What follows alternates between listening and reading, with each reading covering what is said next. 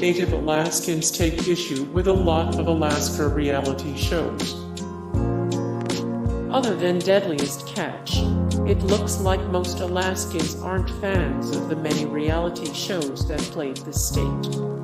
Alaska is often portrayed as so remote that it's stuck in another century, or that the people who live there are backwoods rednecks.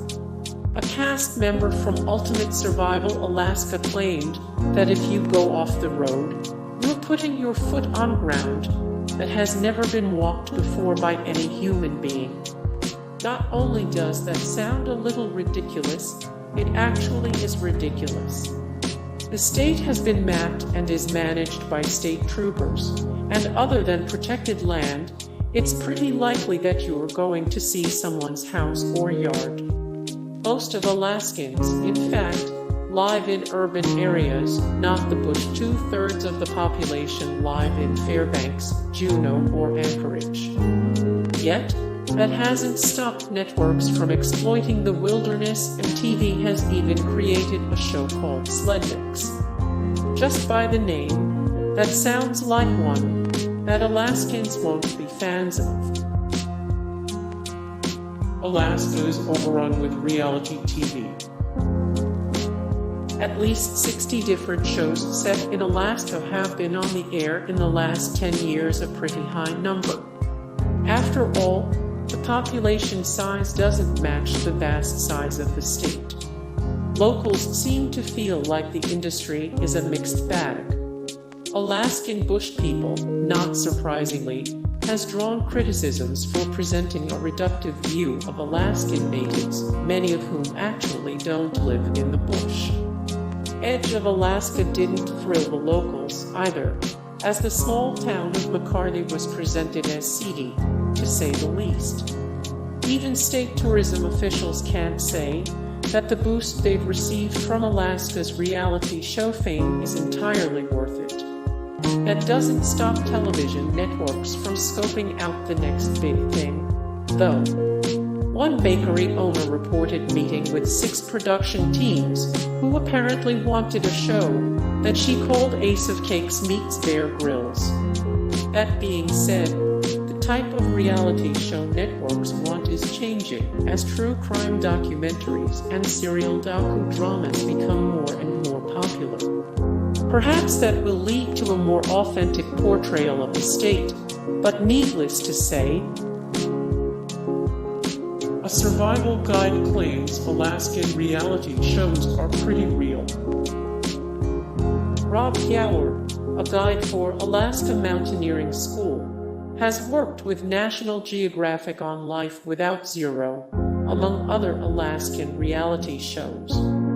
Gower says that in Life Below Zero, the cast members are living their lives per usual, and that his job is to make sure the crew remains safe in the extreme conditions.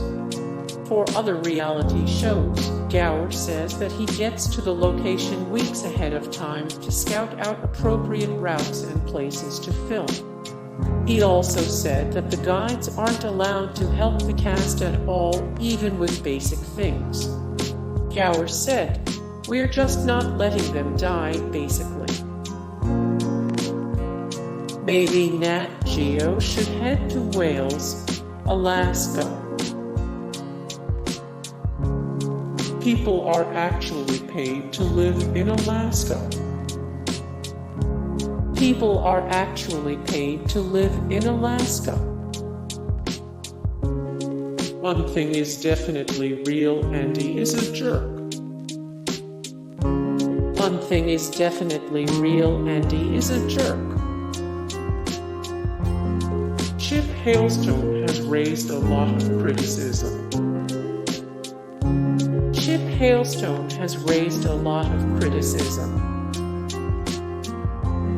It's not below zero everywhere all the time. It's not below zero everywhere all the time. Law enforcement gives preferential treatment to Life Below Zerostars. Law enforcement gives preferential treatment to Life Below Zerostars. Amazon delivers to Wiseman, Alaska. The Hailstones don't live all that remotely. The Hailstones don't live all that remotely.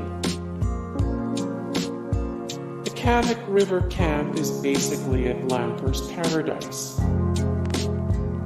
The Kavik River camp is basically a Glamper's paradise. One former cast member sued the show. One former cast member sued the show.